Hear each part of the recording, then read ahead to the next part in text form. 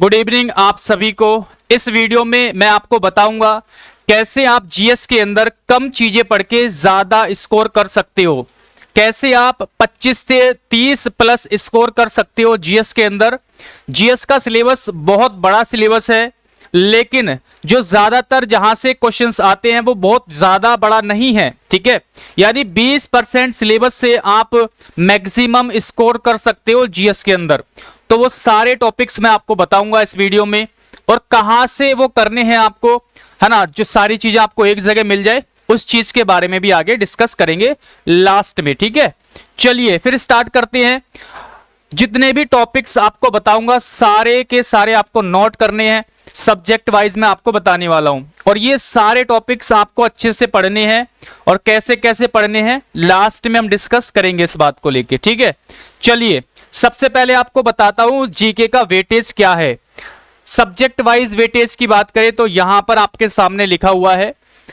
Polity से आपके 2 से 3 क्वेश्चन, हिस्ट्री से 4 से 5 क्वेश्चन, जियोग्राफी से 5 से 6 क्वेश्चन, इकोनॉमिक्स से आपके लगभग 3 क्वेश्चन, फिजिक्स से आपके 1 से 2 क्वेश्चन आते हैं, केमिस्ट्री से 2 से 3, बायोलॉजी से 4 से 5, बायोलॉजी से साइंस में बायोलॉजी से थोड़े ज्यादा क्वेश्चन आते हैं, स्टैटिक जीके से काफी क्वेश्चन आते हैं। तो लगभग 20 क्वेश्चन के आसपास आपके स्टैटिक जीके के होते हैं, बाकी 7 से 8 क्वेश्चन आपके करंट अफेयर्स के होते हैं। तो ये आपका सब्जेक्ट वाइज वेटेज है, इतने इतने क्वेश्चंस जो है आते हैं। ये लगभग में है, एक दो आगे पीछे भी हो सकता है। अब आते हैं एक एक सब्जेक्ट के किस किस टॉपिक से कहां से ज्यादा क्वेश्चन पूछे जाते हैं। जो टॉपिक्स मैं आपको बता रहा हूं, सबसे पहले आपको इन्हीं को अच्छे से स्ट्रॉन्ग करके रखना है, ठीक है। मैं ये नहीं कह रहा कि केवल आप यही टॉपिक पढ़ो, लेकिन बाकी चीजें पढ़ने से पहले जीएस के अंदर आप इन टॉपिक को सबसे पहले पढ़ो, और अच्छे से सबसे पहले इन्हीं को स्ट्रॉन्ग करो, ठीक है। समझ गए? तो ये इंपॉर्टेंट टॉपिक्स है। चलिए एक एक करके बात करते हैं। सबसे पहले बात करते हैं हिस्ट्री के अंदर। देखो हिस्ट्री के अंदर क्या है, एंशिएंट हिस्ट्री की सबसे पहले बात करें तो यहां पर इंडस वैली सिविलाइजेशन से आपके क्वेश्चंस बनते हैं, एग्जाम में पूछे जाते हैं, और उसी से रिलेटेड जो एंशिएंट प्लेसेस है ना, कौन सी जगह कहां पर पड़ती है, किस स्टेट में है, किस देश में है, पाकिस्तान और इंडिया के बीच में जो इंडस वैली सिविलाइजेशन है, तो जगह से रिलेटेड भी आपके क्वेश्चन पूछता है एग्जाम के अंदर। तो ये सारे टॉपिक्स यहां पे पूछे जाते हैं। बुद्धिज्म और जैनिज्म से रिलेटेड आजकल क्वेश्चन कम बन रहे हैं, लेकिन अच्छा टॉपिक है, दोनों ही अच्छे टॉपिक है, तो आपको ये भी अच्छे से पढ़ने ही पढ़ने हैं। मौर्य एम्पायर या गुप्ता डायनेस्टी, ये भी आपको अच्छे से पढ़नी है, यहां से भी आपके क्वेश्चन पूछे जाते हैं। एक आपका ये रहा, बहुत अच्छा टॉपिक है, महाजनपद से रिलेटेड। तो यहां से रिलेटेड आपको राजधानी वगैरह पूछ लेता है, किस जनपद की राजधानी कहां पर है, कहां पर थी, है ना। तो यहां से रिलेटेड मतलब आपके क्वेश्चन बहुत ज्यादा चांस होते हैं कि आपका जनपद से रिलेटेड क्वेश्चन आए एग्जाम के अंदर। तो ये आपके एंशिएंट हिस्ट्री के टॉपिक है, अच्छे से आपको पढ़ने हैं, सारे टॉपिक्स क्या करने हैं, अच्छे से पढ़ने। अभी मैं आपको सोर्स भी बताऊंगा कैसे आप पढ़ सकते हो सारी चीजें एक साथ। देखो पढ़ने का तरीका ये है कि आप एक बार टॉपिक, जैसे आपने ये टॉपिक लिया, आपको इसको पढ़ना है, फिर इसी टॉपिक के आपको पीवाईक्यू लगाने हैं, ठीक है। तो ऐसे करके पढ़ना है आपको, पहले टॉपिक पढ़ो फिर उसके पीवाईक्यू लगाओ, ऐसे करके आपका एक टॉपिक कवर होगा। फिर अगला टॉपिक पढ़ो, फिर उसके पीवाईक्यू लगाओ, वन लाइनर क्वेश्चन पढ़ लो। तो ये सारी चीजें करके आपको पढ़ना है, और कहां पर ये चीजें मिलेगी आगे हम बात करेंगे इसके बारे में। मिडिएवल हिस्ट्री से देखो दिल्ली सल्तनत से, है ना, जितने भी दिल्ली सल्तनत के अंदर वंश है वो सारे आपको पढ़ने हैं। गुलाम वंश, तुगलक वंश, है ना, लोधी वंश, सारे वंश आपको पढ़ने हैं। मुगल काल के अंदर जितने भी शासक हुए हैं, अकबर हो, हुमायूं हो, ठीक है, ये सारे आपको पढ़ने हैं, औरंगजेब वगैरह। तो इसमें तो कुछ भी आपको डिवाइड नहीं करना कि यार कौन सा छोड़ू कौन सा पढ़ू। इस दिल्ली सल्तनत और मुगल में आपको सारा पढ़ना है, ठीक है। अकबर से रिलेटेड ज्यादा क्वेश्चन आते हैं, तो वहां पर अच्छे से आपको पढ़ना है। देखो यहीं पे आते हैं आपके विजयनगर साम्राज्य से क्वेश्चन, या चोल डायनेस्टी से क्वेश्चन आते हैं। तो ये 4 टॉपिक है आपके मिडिएवल हिस्ट्री के, तो चारों आपको अच्छे से पढ़ने हैं। आगे बात करते हैं 1857 की क्रांति से रिलेटेड क्वेश्चन बहुत आते हैं। अगर कोई सा टॉपिक आपको समझ में नहीं आ रहा कि ये सर ने क्या लिखा हुआ है, कि इस टॉपिक में क्या कैसे क्वेश्चन आते हैं, कैसे होते हैं, तो आप YouTube पे सर्च कर लेना, है ना, आपको क्लियर हो जाएगा। ब्रिटिश एक्ट यानी पुराने जितने भी एक्ट है वहां से रिलेटेड आपको क्वेश्चन आते ही आते हैं। एक दो क्वेश्चन देखने को मिलता है तो आपको अच्छे से पढ़ना है।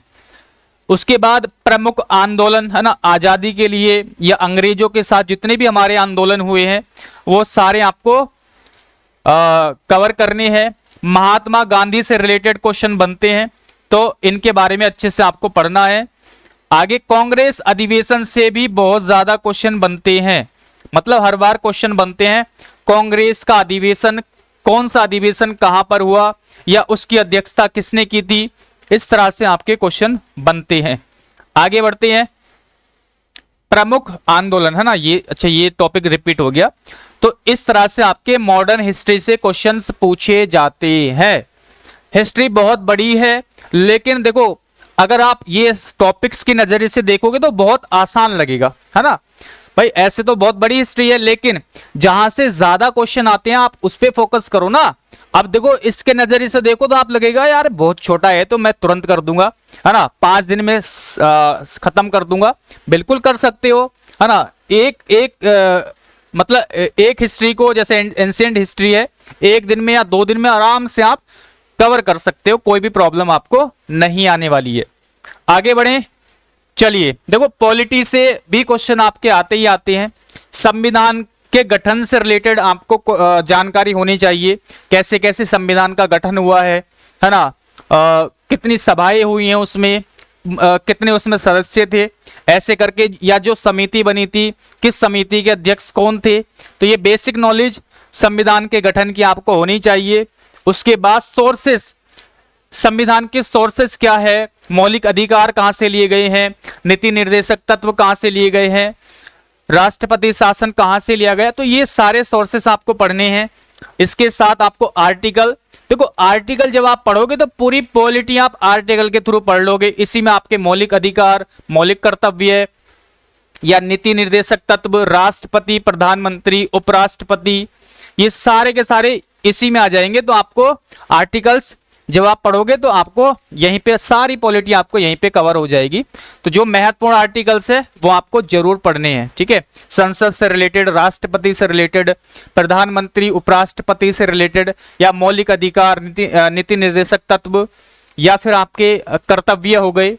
तो ये सारी चीजें आपको पढ़नी है ना। चलिए, और आगे आता है अनुसूची। किस अनुसूची में क्या चीज है ये आपको पता होना चाहिए। अमेंडमेंट्स, है ना, संशोधन के बारे में यहां से क्वेश्चन आते ही रहते हैं। देखो किस पद के लिए शपथ कौन दिलाता है, या किस पद की आयु सीमा क्या है, रिटायरमेंट की सीमा क्या है। तो ये पॉइंट कुछ मतलब छोटे छोटे फैक्ट है, ये भी पूछ लेता है डायरेक्ट, ये भी आपको आने चाहिए। प्रमुख अधिनियम, अधिनियम है ना, जो अभी मैंने पीछे अंग्रेजों के टाइम के जो अधिनियम बने हुए हैं, है ना, 1773 का रोलेक्ट एक्ट, या फिर इसी तरह के जो अधिनियम बने हुए हैं उससे रिलेटेड क्वेश्चन पूछे जाते हैं। तो ये आपको अच्छे से पढ़ना है, अच्छे से याद करना है। आगे देखो जियोग्राफी में सोलर सिस्टम, है ना, ग्रहों के बारे में आपको पूछ लेते हैं क्वेश्चन, तो ये अच्छे से पता होना चाहिए। वायुमंडल, पड़ोसी देश, नदियां, नदी, बांध, झील, अभ्यारण्य, नेशनल पार्क, बहुत अच्छे टॉपिक्स है ना, सारे के सारे ये यहां से एग्जाम में क्वेश्चन आने की संभावना रहती है, ठीक है। उसके बाद देखो कृषि से रिलेटेड मिट्टी के बारे में पूछ लेता है, कौन सी मिट्टी किस फसल के लिए उपयोगी होती है, या उसमें क्या क्या पाया जाता है। प्रमुख खनिज स्रोत, है ना, सबसे ज्यादा चांदी कहां पर है, या सबसे ज्यादा खाद्य भंडार कहां पर, खनिज या खाद्य भंडार से भी रिलेटेड पूछ लेता है ना। किस राज्य में सबसे ज्यादा धान की पैदावार होती है, गेहूं कहां पर सबसे ज्यादा होता है, दलहन सबसे ज्यादा कहां पर होती है। तो बेसिक चीजें भी आपसे ये पूछ ली जाती है। या खनिज से रिलेटेड सबसे ज्यादा कोयला कहां पर है, सिल्वर सबसे ज्यादा किस स्टेट में है, ऐसे करके जो है आपसे पूछ लेता है। आगे है पर्वत से रिलेटेड, है ना, पहाड़। उसके बाद जनगणना से रिलेटेड पक्का 1 या 2 क्वेश्चन आपके पूछे जाते हैं। उसके बाद इंडिया एंड वर्ल्ड मैप के बारे में आपको नॉलेज होनी चाहिए। भारत के पड़ोसी देश कौन कौन से है, किस स्टेट से किस देश की सीमा लग रही है, या फिर वर्ल्ड के उस पे देखे तो जो जो फेमस देश है ना, उसके आसपास में कौन कौन से देश है, किस देश की सीमा किस से मिल रही है, ऐसे करके आपको मैप के बारे में बेसिक नॉलेज होनी चाहिए।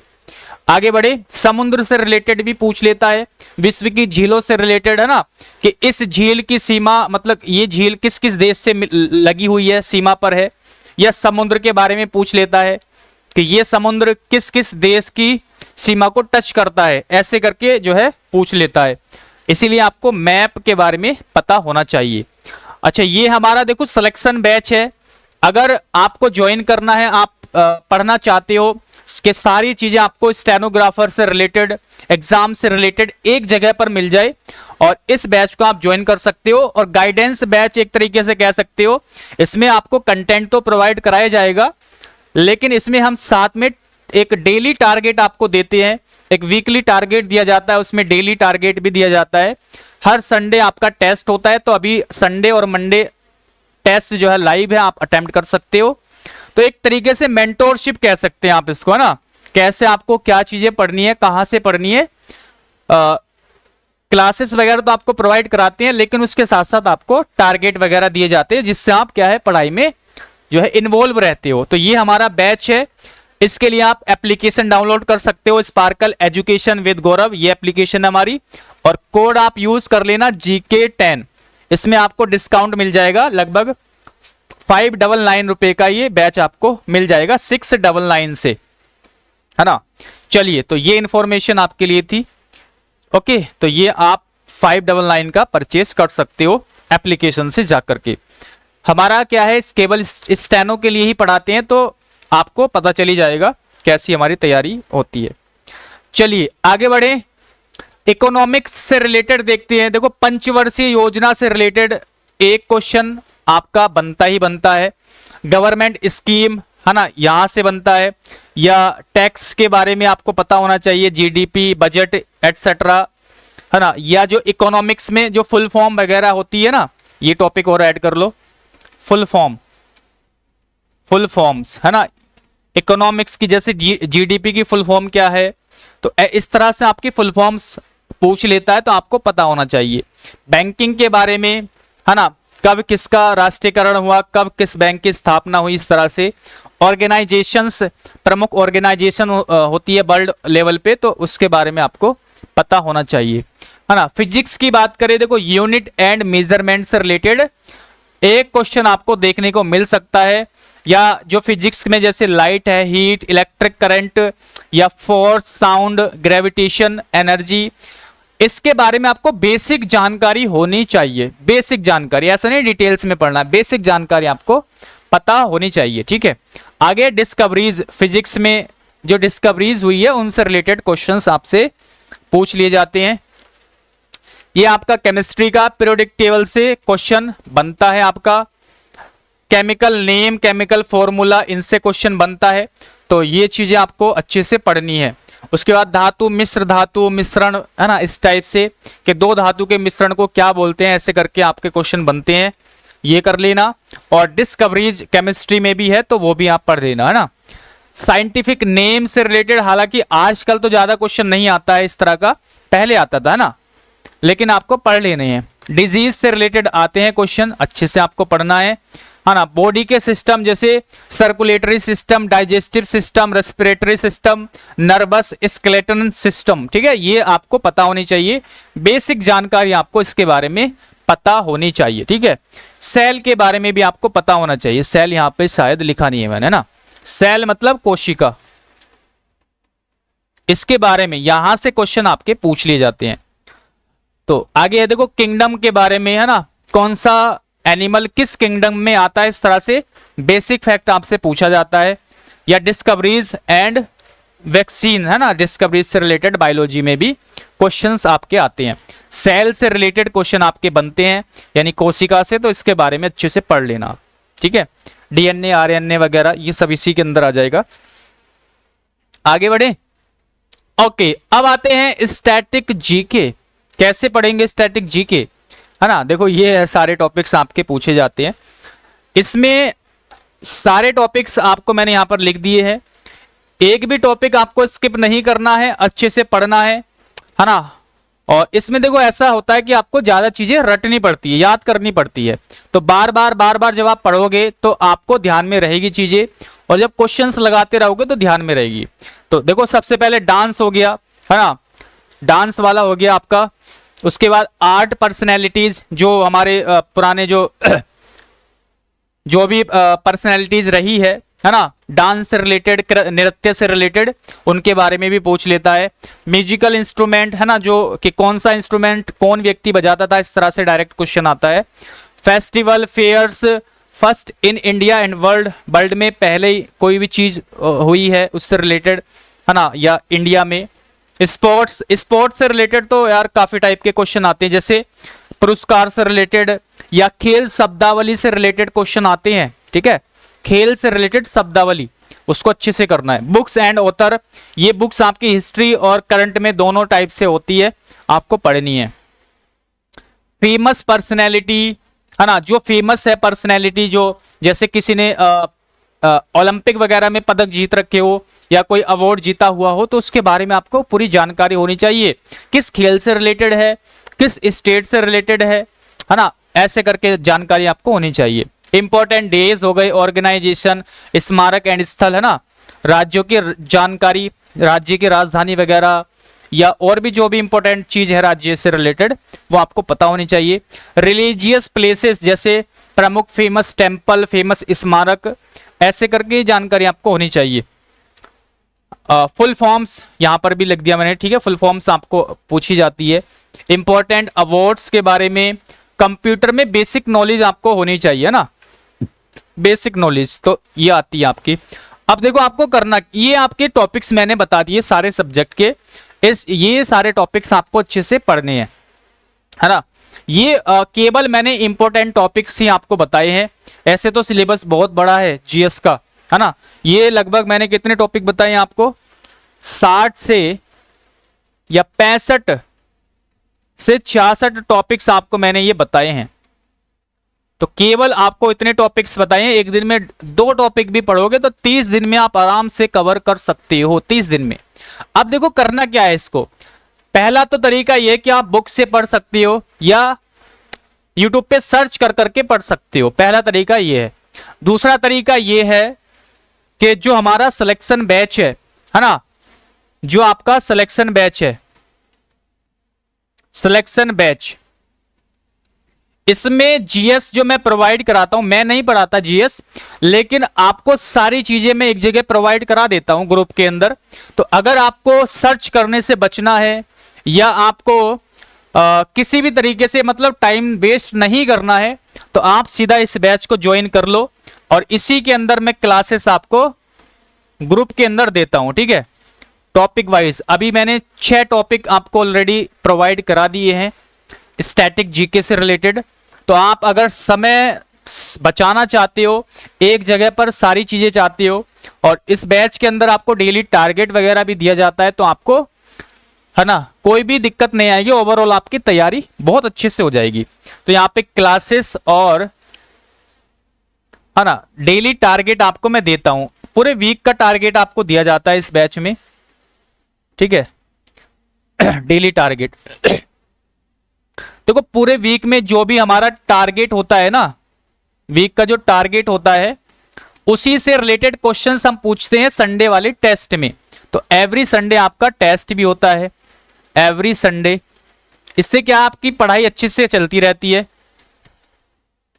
तो इसमें देखो क्लासेस के साथ साथ मैं आपको पीडीएफ वगैरह भी दूंगा, पीडीएफ दे रखी है मैंने मतलब बच्चों को। इसमें क्या है, पीवाईक्यू है, पीवाईक्यू। कैसे पीवाईक्यू, 1 लाइनर फॉर्म में, 1 लाइनर, एक एक टॉपिक के 100 150 ऐसे करके पीवाईक्यू है। तो आप उसको अगर पढ़ भी लोगे ना, रट भी लोगे, तो भी आपका काम हो जाएगा, तो कोई दिक्कत आपको नहीं आएगी। तो ये बहुत अच्छी चीज है। एक तो क्लास आपको कहीं पर ढूंढनी नहीं पड़ेगी, है ना, हालांकि ये यूट्यूब की क्लास होती है, ग्रुप में देता हूं मैं। और पीडीएफ आपको मिल जाएगी, पीडीएफ 1 लाइनर फॉर्म में, ठीक है। अगर आप एक क्वेश्चन को पढ़ोगे तब भी आपका काम चल जाएगा इस तरह से। और सेम जब आपका पूरा वीक एंड हो जाता है, संडे का दिन आता है, तो भाई यही टॉपिक आपकी जो है यहाँ पर टेस्ट में पूछे जाते हैं। तो इस तरह से आप ज्वाइन करना चाहते हो तो कर सकते हो। ये मेरा नंबर है 9557760685। ठीक है, okay, thank you. Application Sparkle Education with Gaurav. धन्यवाद।